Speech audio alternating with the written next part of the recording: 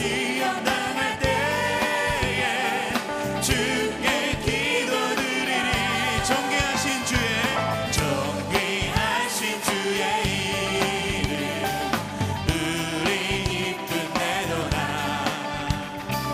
주의 품에 안길 때에 기뻐 찬송 부르리. 예수의 이름은 세상의 소망이요. 예수의 이름은 천국의 기쁨이. 예수의 이름은 세상의 소망이요. 예수의 이름은 천국의 기쁨일세.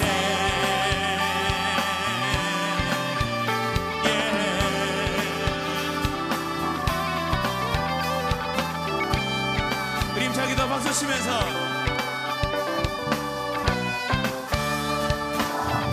다 함께 우리 갈 길 다간 후에 우리 갈 길 다간 후 박수 치면서 보좌 앞에 나가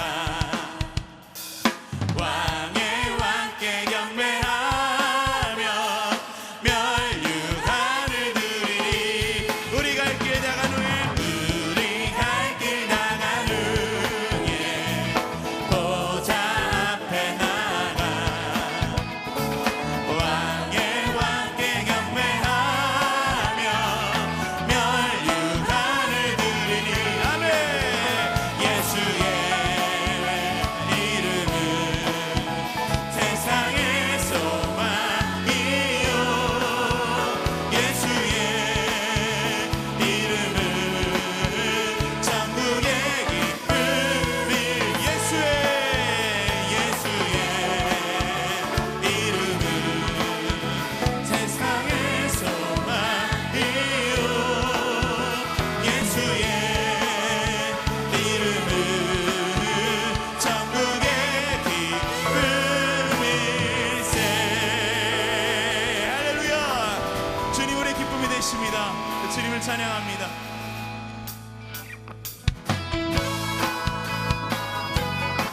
주님 우리를 높이시는 분이십니다. 이를 믿으십니까?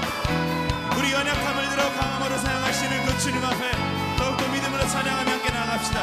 할렐루야.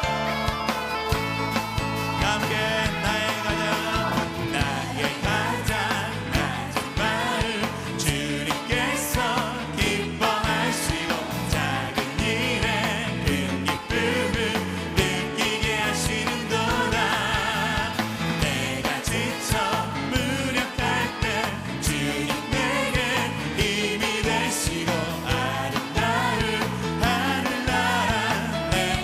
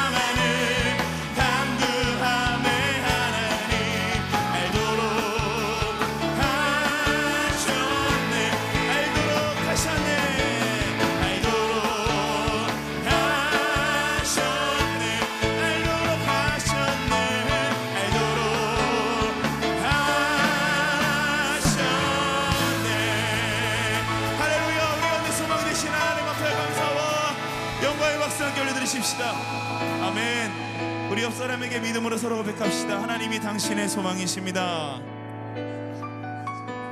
이렇게도 고백해 주시겠어요? 하나님이 당신의 전부입니다.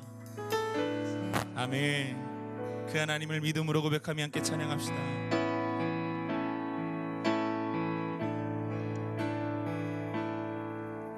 나 가진 재물 없으나 나 남이 가진 지식 없으나 나 남에게 있는 건강이 있지 않으나 나 남이 없는 건 있으니 나 가진 재물 없으나 나 가진 재물 없으나 나 남이 가진 지식 없으나 나 남에게 있는 건강이 있지 않으나 나 남이 없는 것 있으니 나 남이 못 본 것을 보았고 나 남이 듣지 못한 음성 들었고 난 남이 받지 못한 사랑 받았고 난 남이 모르는 것 깨달았네.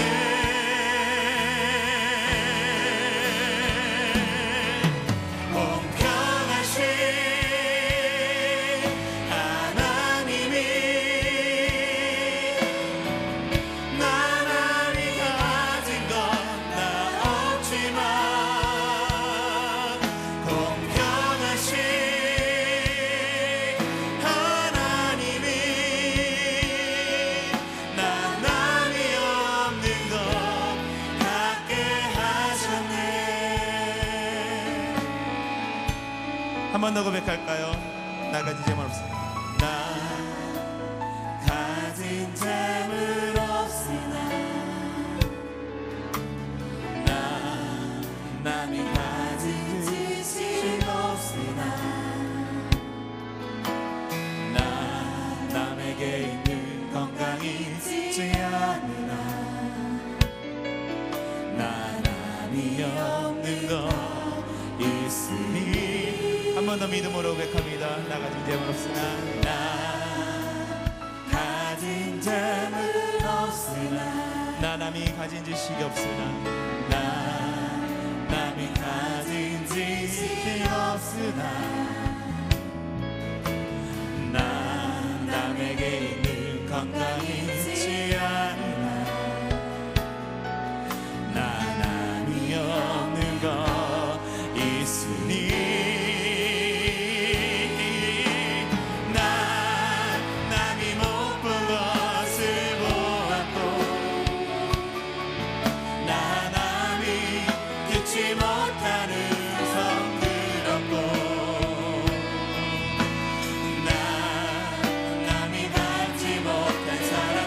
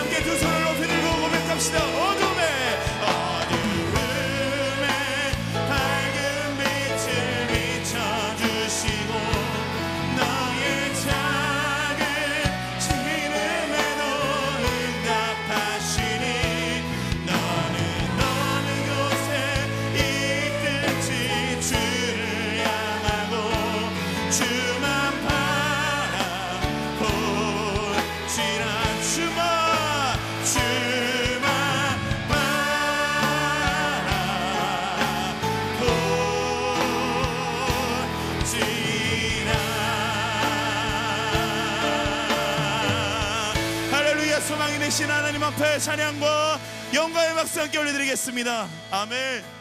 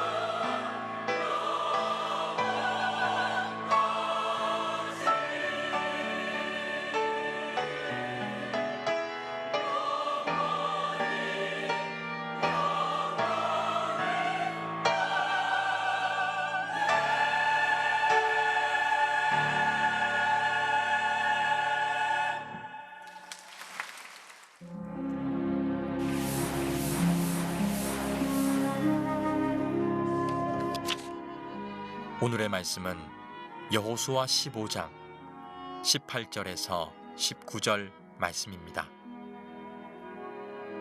악사가 출가할 때에 그에게 청하여 자기 아버지에게 밭을 구하자 하고 나귀에서 내리매 갈렙이 그에게 묻되 내가 무엇을 원하느냐 하니 이르되 내게 복을 주소서 아버지께서 나를 네겝 땅으로 보내시오니 샘물도 내게 주소서 하매 갈렙이 윗셈과 아랫셈을 그에게 주었더라. 아멘. 여호수아 강해를 나누고 있습니다. 오늘은 여호수아 15장 1절부터 17장 6절까지 15장, 16장, 17장 장수는 3장 정도에 해당하는 이야기인데 조금 얘기가 복잡해서 이 얘기를 잘 요약해서 여러분에게 해드릴 테니까 조금 신경을 쓰면서 말씀을 들으셨으면 좋겠습니다. 오늘은 영향력에 대한 주제를 가지고 말씀 전체를 우리가 해석해 보도록 하겠습니다. 인간을 가리켜서 사회적 동물이라고 일컫습니다. 한마디로 우리가 인간답게 살려면 서로 모여 살아야 된다는 뜻이죠.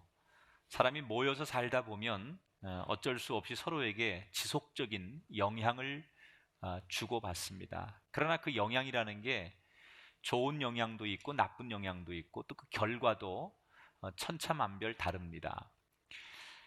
지난주 초에 있었던 아시아나 항공기의 착륙 사고는 대단히 큰 사고였습니다. 그런데 다행스러운 것은 의외로 사망자 수가 적었다는 것이죠. 물론 3명의 중국인 소녀가 안타깝게 세상을 떠난 것에 대해서 마음이 아프고 또 많은 부상자들이 속출한 것에 대해서 마음이 아픕니다만 비행기가 그렇게 큰 사고가 난 것에 비하면 사망자 수가 적다는 것은 그나마 천만다행이라고 말할 수 있습니다.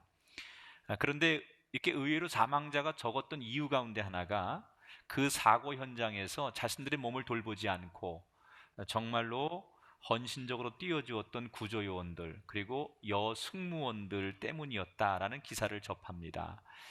이 초인적인 그 자기들의 임무를 다하기 위한 이 여승무원들의 구조 활동은 전 세계인들의 감동을 사기에 충분했습니다. 그런데 그런 반면에 이 아비규환의 현장 속에서도 어떤 몇몇 승객들은 그 90초 안에 비행기를 빠져나와야 되는데 자기 짐을 찾겠다고 비행기 복도를 막고 서서 버티느라고 많은 부상자들이 나오게도 됐고 또 그 짧은 시간에 죽음의 공포 속에서 꼼짝도 못했다는 얘기를 들었습니다. 자신의 이익을 위해서 다른 승객들의 목숨과 또 상황을 더 위태롭게 만드는 몰상식한 행위였다는 거죠.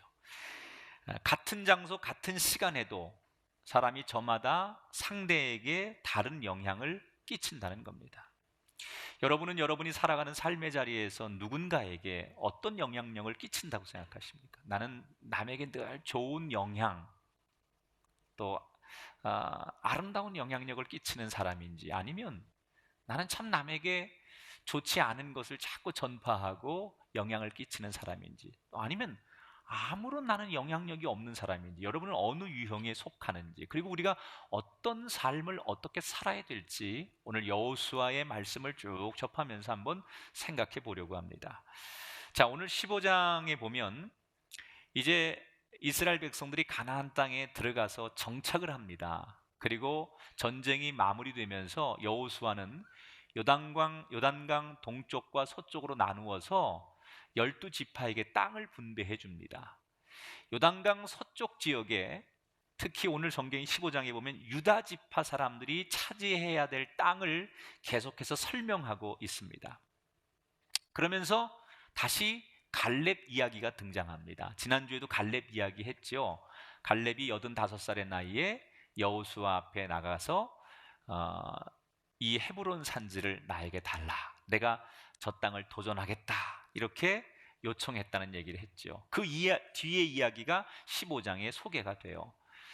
이 갈렙이 헤브론을 점령한 다음에 그 기세를 몰아서 남부의 산악지대를 계속해서 공격해 갑니다. 그리고 드디어 기럇세벨이라고 하는 그 성 앞에 도착을 합니다. 그런데 이 기럇세벨이라는 성은 헤브론 산지만큼이나 강한 족속이 살고 있고 싸움하기에 그렇게 넉넉한 형편이 아니에요. 헤브론 산지를 공격할 때는 갈렙이 기세등등했죠. 이 산지를 내게 주소서 이렇게 요구하던 갈렙이 그 사이에 많이 지치고 버거움을 느꼈는지 이 기럇세벨 싸움 앞에서는 작전을 좀 바꿉니다. 어떻게 바꾸느냐? 이 갈렙이 악사라는 딸이 있어요. 악사라는 딸을 탁 내세우면서 자기 부하 장병들에게 누구든지 이 기랴세벨 성을 점령하는 사람에게 내 딸과 혼인을 시켜주겠다, 이렇게 약속을 해요. 그러니까 많은 병사들이 그 갈렙의 딸 악사와 결혼을 하려고 목숨을 내걸고 싸움을 하지요. 15장 16절에 보니까 기랴세벨을 쳐서 그것을 점령하는 자에게는 내가 내 딸 악사를 아내로 주리라 그랬어요.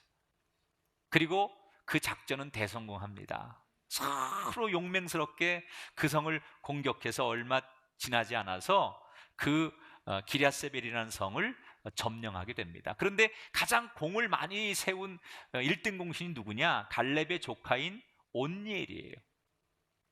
그래서 결국은 사촌끼리 결혼을 하게 됩니다.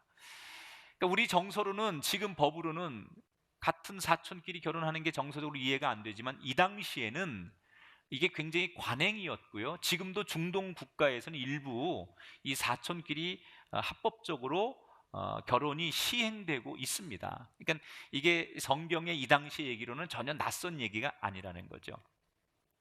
자, 그런데 이 악사라는 딸이, 갈렙의 딸이 이제 결혼을 하면서 신랑 될 그 온니엘에게 조언을 하나 합니다. 뭐라고 하느냐?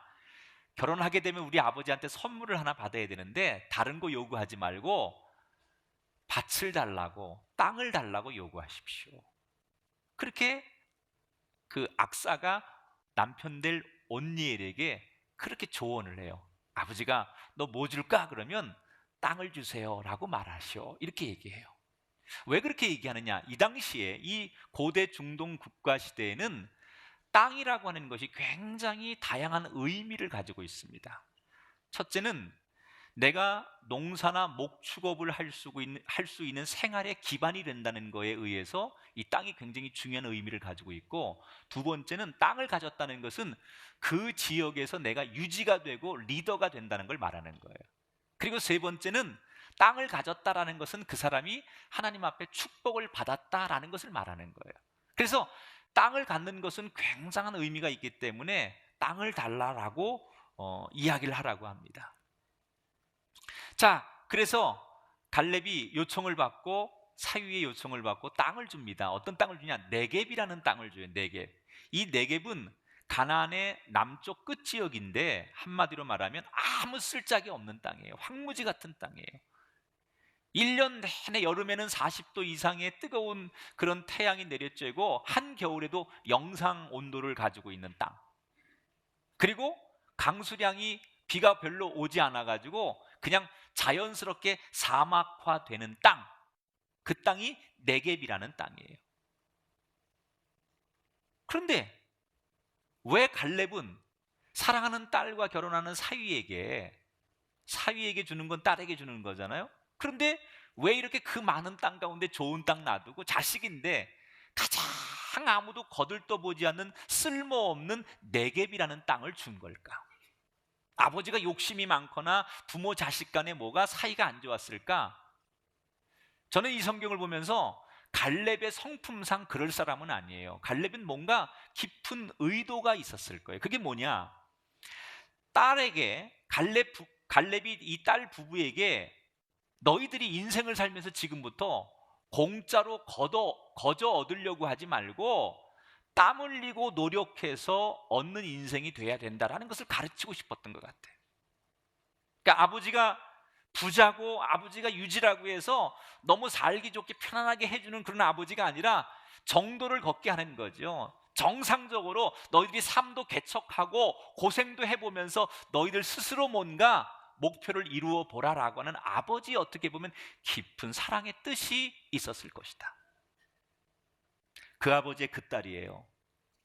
아버지가 그런 마음을 가지니까 악사라는 딸도 아버지의 마음을 금방 알아차리고 불평하지 않고 알았어요 라고 얘기해요. 그러면서 아버지 대신에 우리에게 저 샘물 소유권을 주세요. 물이 있어야 우리가 농사도 짓고 사니까 대신 샘물 소유권을 주세요. 그래서 아버지가 샘물 2개를 소유권을 허락해 줍니다.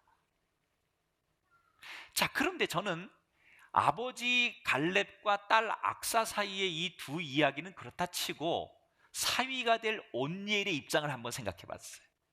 자, 온니엘은 기대가 있었을 거예요. 우리 장인이 유지예요. 리더예요. 그리고 그 장인이 사랑하는 딸 악사와 결혼하는 거예요. 그러면 누구든지 심리적으로 난 이제 고생 끝났다. 이제부터 내 인생은 행복하고 나는 이제 정말 탄탄대로를 걸을 수 있다. 이런 생각을, 이런 기대감을 인간이니까 분명히 했을 거예요. 그런데 기대했던 장인이 자기한테 준 땅이 가장 쓸모없는 네겝이라는 땅이고, 또 자기 아내가 될 악사라는 여자도 자기 아버지한테 아버지 이러는 게 어딨어요? 그리고 뭘 좀 보채거나 딸로서 칭얼대야 되는데 하나도 그런 것도 없이 아버지하고 그냥 너무 사이좋게 그 땅을 받아가지고 행복해하는 그걸 보면서 이 온니엘은 나름대로 불평과 불만을 가질 수도 있고 투덜댈 수도 있는 상황이었을 거라는 거예요. 자, 그런데 온니엘이 분명히 자기가 그렇게 불평하고 투정할 수 있는 그 상황은 사실 알고 보면 하나님의 깊은 의도하심이 이 이야기 속에 숨어 있습니다. 어떤 이야기냐? 먼 훗날 여호수아가 사망한 후에 이스라엘 백성들이 심각하게 타락을 합니다. 그래서 하나님께서 타락한 이스라엘 백성들을 혼내시기 위해서 이웃 나라들을 들어서 이스라엘 백성을 지배하게 만드십니다. 그런데 다른 지파들은 다 타락해가지고 다른 나라의 점령을 받는데 유일하게 그때까지 타락하지 않고 신앙을 지키면서 다른 나라의 지배를 받지 않는 한 사람이 있었어요. 그게 바로 온니엘이에요. 온니엘은 왜 타락하지 않느냐? 아까 말한 대로 네겝이라는 땅은 워낙 동떨어져 있는 곳이고 아주 척박한 땅이고 정말 한적한 곳이에요.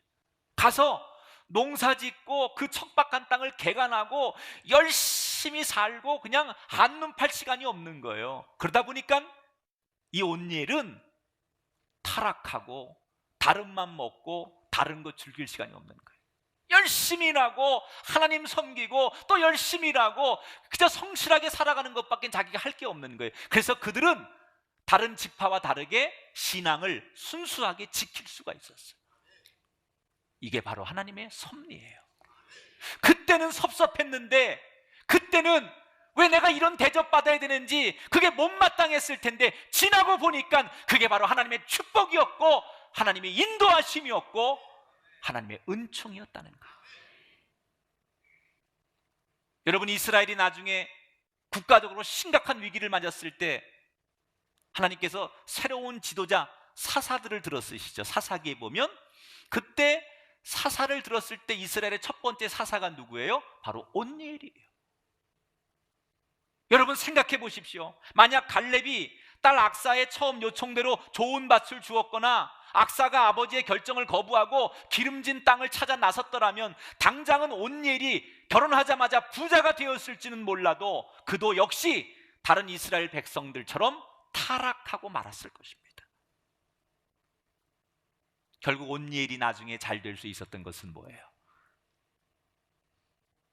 갈렙의 부녀 덕에 온니엘은 오히려 잘 된 거예요. 그 사막 땅에서 자기 힘으로 살 수 없으니까 더더욱 하나님만 바라보고 하나님만 의지하고 그래서 하나님을 만났고, 그는 그 신앙 덕에 세상 물결에 휩쓸리지 않고 결국 이스라엘의 하나님의 영웅으로 거듭나게 되었어요. 갈렙과 그의 딸 악사는 온니엘을 잘 되게 진정한 성공자가 되게 만드는 견인차 역할을 했다는 거예요. 최근에 넬슨 만델라 전 남아프리카 공화국 대통령의 사망 소리 돌고 있습니다. 워낙 건강 상태가 좋지 않기 때문에 계속 그런 뉴스가 들려오는데, 이 만델라는 불가능할 것 같았던 남아공의 인종 통합을 이루어낸 인물입니다. 남아공에서는 1950년대부터 본격적으로 인종 분리 정책이 시작됩니다. 그래서 백인들을 제외한 모든 인종들의 기본적인 인권을 합법적으로 빼앗습니다. 백인들하고 결혼도 못하고, 백인들이 사는 동네 들어갈 수도 없고, 백인들이 심지어 쓰는 화장실도 쓸 수가 없어요. 인권도 없어요. 동물처럼 학대를 당하는 거예요. 그러니까 흑인들이 들고 일어나죠. 그리고 백인들과 맞서 싸웁니다. 흑인들이 군사 조직을 만들어 가지고 그 군사 조직을 이끌던 총사령관이 만델라였어요. 그렇게 만델라도 흑인의 인권을 위해서 총 들고 싸웠던 사람이에요. 그런데 그가 곧 체포되어서 국가 반역죄의 제목으로 종신형을 선고받습니다. 그리고 수십 년 동안 그는 옥살이를 합니다. 근데 그가 감옥에 들어가서 옥살이를 하는 도중에 인종들 사이의 증오와 충돌이 결코 답이 아니라는 것을 조금씩 깨닫게 돼요. 그리고 1990년 약 30년의 옥살이를 마치고 나온 만델라는 과거처럼 총을 들고 폭력으로 인권을 되찾는 게 아니라 비폭력 저항 운동을 이끌기 시작합니다. 백인들도 반발하고 흑인들도 반발하지만 그는 끝까지 자기의 소신을 밀어붙입니다. 그리고 끝내 백인 정부를 평화 협상 테이블로 이끌어내고 그의 공로를 인정한 국제사회가 1993년 그에게 노벨 평화상을 수여합니다. 그리고 그 이듬해 94년도에 남아공의 모든 인종들이 참여하는 총선이 열리는데 거기에서 국민통합 대통령으로 당선이 됩니다.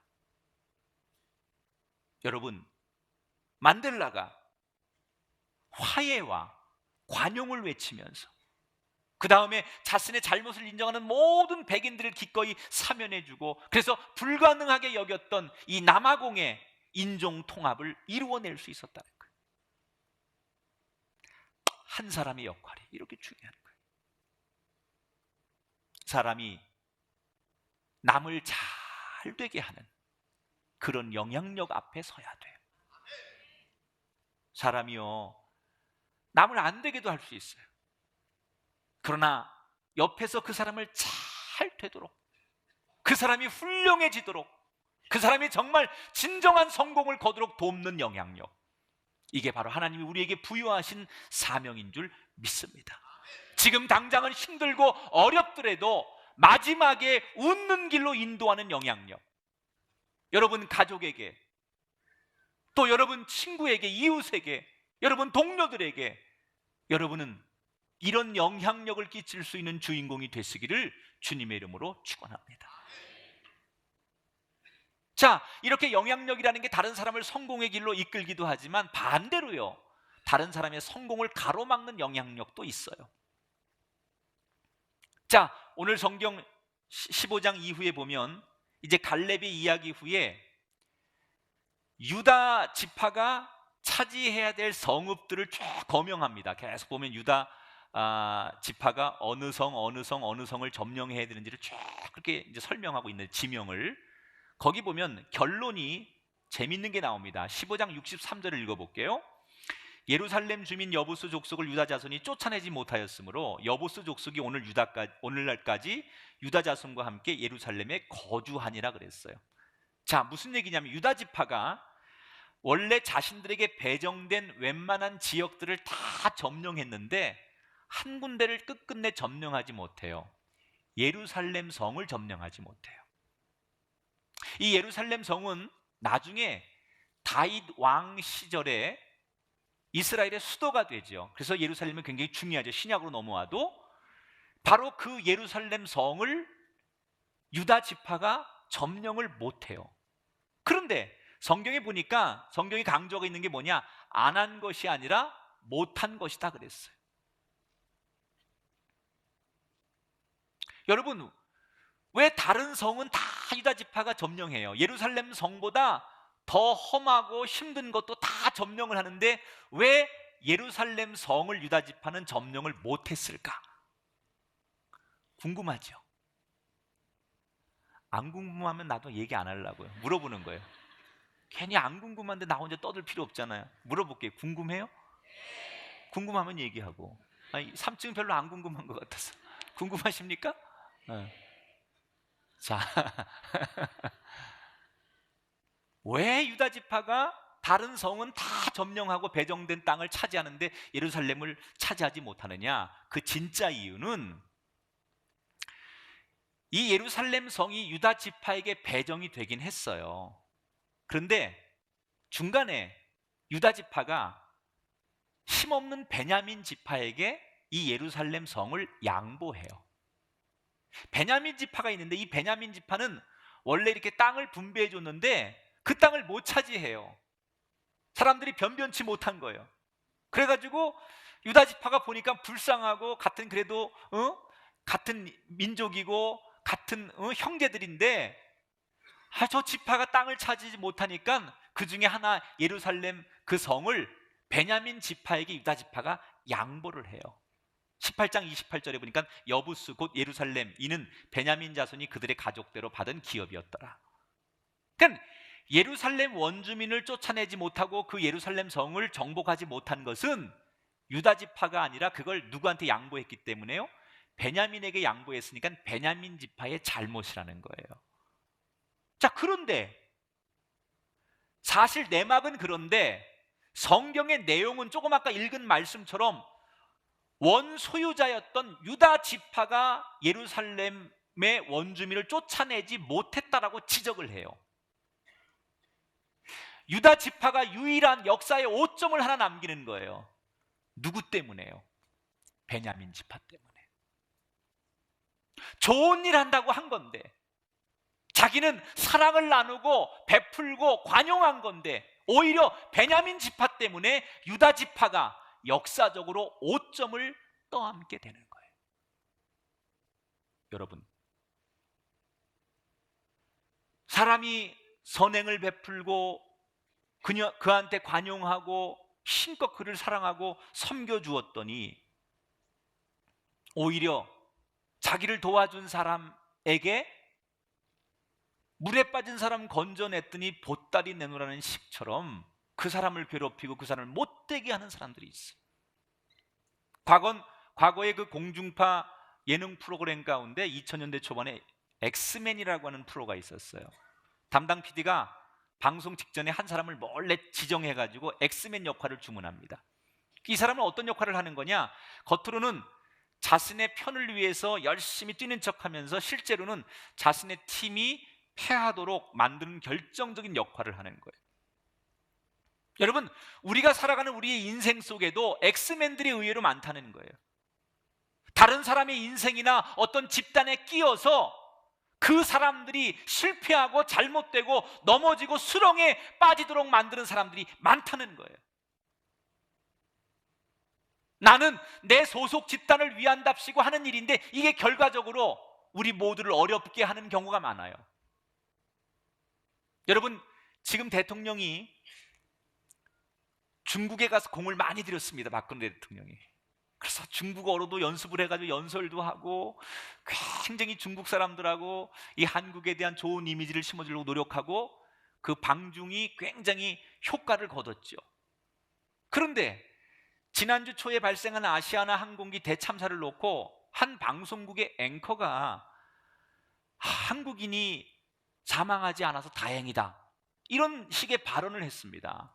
이게 외신을 통해서 중국 사람들에게 알려지면서 중국의 10억 국민들이 분노하기 시작했어요. 그래서 박근혜 대통령이 가서 방중해가지고 좋은 그 국가적인 어떤 성과가 갑자기 퇴색되기 시작했고 급기야 우리나라의 외교부까지 동원돼서 유감을 표명하는 사태가 벌어지고 말았어요.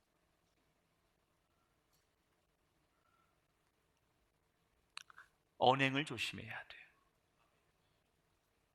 여러분, 남에 대해서 함부로 말하거나 남에 대해서 우리가 못된 것을 지적하거나 그 사람을 넘어뜨리고 태클 거는 인생이 되서는 안 돼요. 사람이요, 잘 되게 하려면 100사람이 도와야 돼요, 그 사람을. 그런데 안 되게 하려면 한 사람만 태클 걸면 안 되더라고요. 여러분, 그런 사람 되지 말아요. 남을 잘 되게 해줘야 돼요. 뭘 가서 그 사람 안 되게 그 인생 가로막고 그럴 필요 뭐 있냐는 거예요. 오늘 성경에 보니까 베냐민 지파 때문에 유다 지파는 오히려 손해를 보는 거예요. 잘못된 영향력 때문에 그들이 피해를 보는 거예요. 여러분 모두 선한 영향력을 끼치는 복의 주인공이 되시기를 주의 이름으로 축원합니다. 자, 지금 요단강 서편 지역의 유다 지파 얘기를 하고 있는데, 이 유다 지파와 함께 가장 큰 지파, 영향력이 컸던 지파 하나가 또 있어요. 요셉 지파예요. 두 지파가 가장 큰 땅을 차지하고 있었고 지파들 가운데 영향력이 제일 큽니다. 그런데 조금 전에 얘기한 유다 지파는 베냐민 지파 때문에 예루살렘 원주민을 쫓아내지 못해서 오점을 남긴 반면에, 또 하나 큰 지파였던 요셉 지파는 원주민을 다 쫓아내고 그 땅을 정복할 능력이 충분히 있음에도 불구하고 요셉 지파가 원주민들을 쫓아내지 않아요. 일부러. 왜 쫓아내지 않느냐? 요셉 지파는, 아니 그냥 우리가 데리고 종으로 부리고 노예로 데리고 있으면 되지 왜 이들을 쫓아내냐. 그래서 이 요셉 지파가 원주민들을 쫓아내지 않고 그냥 노예로 데리고 삽니다. 16장 10절에 보니까 그들이 가나안 족속을 쫓아내지 아니하였으므로 가나안 족속이 오늘까지 에브라임 가운데 거주하며 노역하는 종이 되니라. 자, 그런데 그 지파들 가운데 요셉 지파는 가장 영향력 있는 지파이기 때문에 이 요셉 지파가 하는 행동을 다른 지파들이 가만히 눈치 보고 있다가 요셉 지파가 그 가나안 원주민들을 쫓아내지 않고 노예로 삼으니까 다른 지파들도 그래 우리도 그렇게 하자. 그리고 다 요셉 지파를 따라서 원주민들을 쫓아내지 않고 원주민들을 다 데리고 삽니다. 근데 이게 굉장히 영적으로 큰 문제가 되는 게 뭐냐? 하나님은 이스라엘 민족이 그 우상을 섬기고 원주민들이 살던 그 문화와 죄 많은 그것과 이스라엘 백성들이 혼합되는 걸 원하지 않으셨어요. 그래서 그들을 다 몰아내고 순수하게 하나님만 믿고 바라보는 신앙을 지키길 원하셨어요. 그래서 그들을 다 내보내라고 명령하신 거예요. 결국 이들이 하나님의 명령을 정면으로 어긴 거예요. 그런데 사람은요, 그들을 노예로만 데리고 살면 이길 줄 알았는데 그들은 원래 거기 살던 사람이에요. 그래서 그들의 습관이 있고 문화가 있고 전통이 있어요. 이스라엘 백성들이 그들 노예를 데리고 살면서 그들의 영향을 받기 시작하는 거예요. 그들의 음식, 옷, 문화, 언어 이런 영향을 받으면서 점점점 이스라엘 백성들이 시간이 지나면서 타락하기 시작해요. 그래서 결국은 이스라엘 백성들이 역사적으로 하나님 앞에 심판을 받게 됩니다. 여러분, 결국 요셉 지파는 다른 지파들에게 나쁜 본보기가 됐다는 거예요.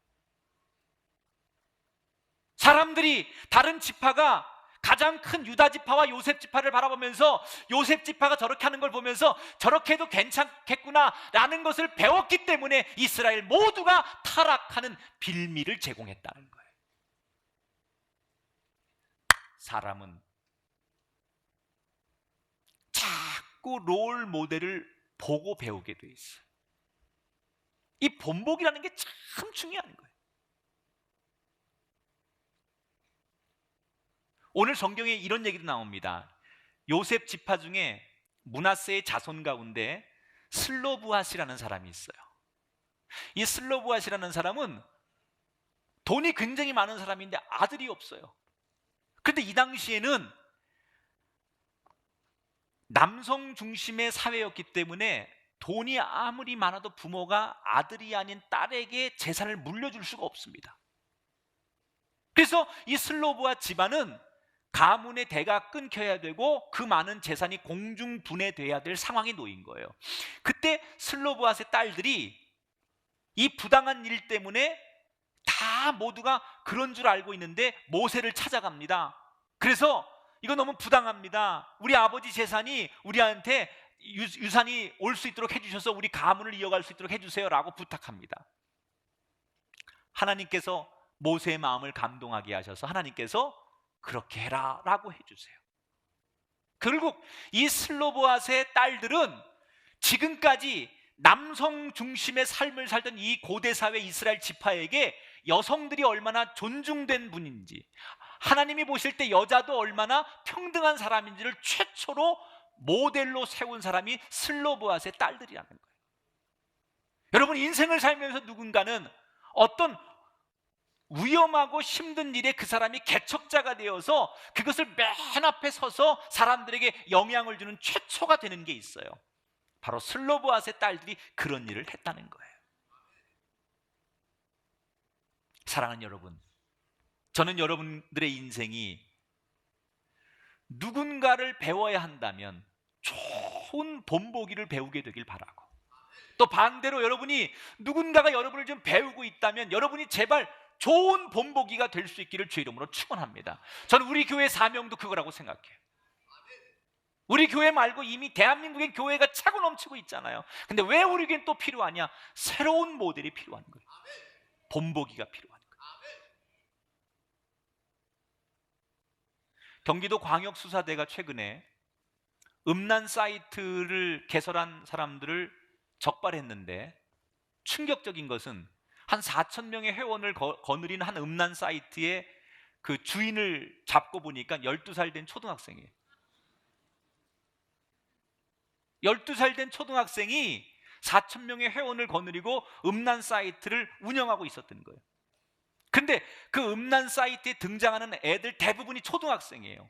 옷을 벗어 던지고, 심지어 어떤 아이는 은밀한 부분을 사진으로 자기가 찍어가지고 음란 사이트에 올리면 그 대가로 상품권 10,000원, 20,000원을 그 친구들한테 받는 조건으로 그런 사진들을 계속 올리는 거예요.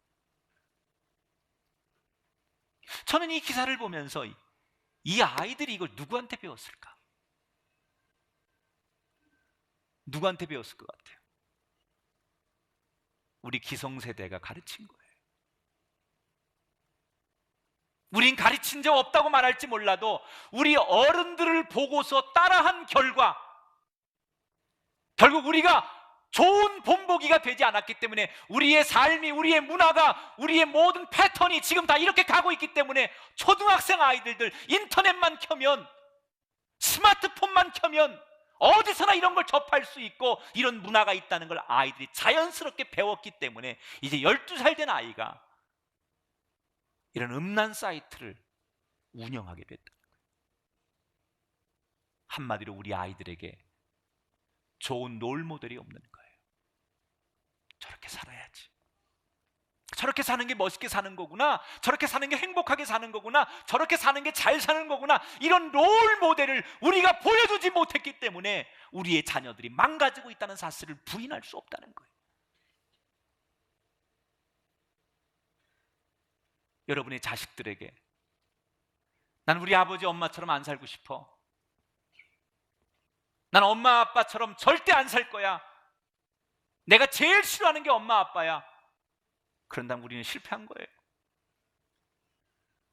그들의 마음속에 적어도 엄마 아빠가 살았던 한 인생의 한 모퉁이를 따라가고 싶고, 그런 엄마 아빠를 바라보면서 나도 저렇게 살고 싶어 라고 좋은 롤 모델이 되는 것, 그것이 부모의 역할이고 지금 우리의 역할인 줄 믿습니다. 교회가 바로 그런 일을 해야 되겠죠. 이 세상에 롤 모델이 되는 거예요. 사업하는 분들, 접대하고 비리로 사업을 하고 성공하는 게 아니라 정말 정상적으로 사업하고 내가 FM대로 하고 법을 지키면서 하면서도 하나님이 축복하신 그것을 보여줄 수 있는 롤 모델, 그런 정치인들, 그런 선생님들, 그런 교육의 풍토를 우리 그리스도인이 만들어야 할 줄 믿습니다. 우리 주변에는 그런 본보기를 보여줄 수 있는 사람들이 많이 있어요. 지난주에 갑자기 세상을 떠난 우리나라 여자 프로골프 역사의 거목 구오키 씨가 저는 그런 분이라고 생각해요.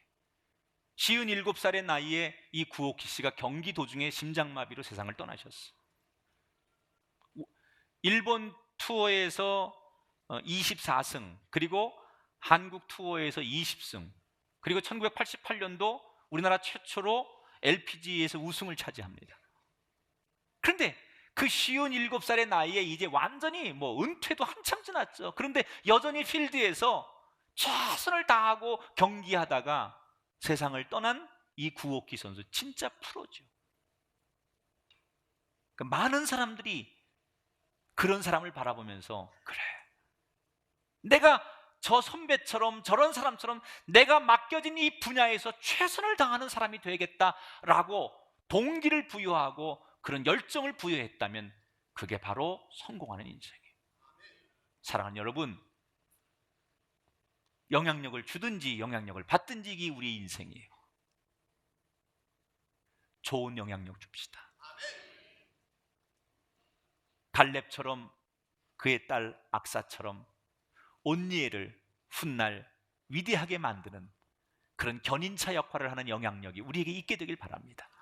베냐민 지파처럼 그 요셉 베냐민 지파처럼 그 유다 지파가 5점을 남기도록 남의 인생을 가로막는 인생이 되게 해서도 안 될 뿐더러 이 요셉 지파처럼 정말로 잘못된 본보기를 보여서 그 인생을 망가뜨리는 그런 리더십 영향력이 아니라 정말 좋은 롤모델 본보기가 되어서 이 땅의 빛과 소금으로 멋있게 우리의 인생을 걸어갈 수 있는 저와 여러분이 되기를 주님의 이름으로 축원합니다.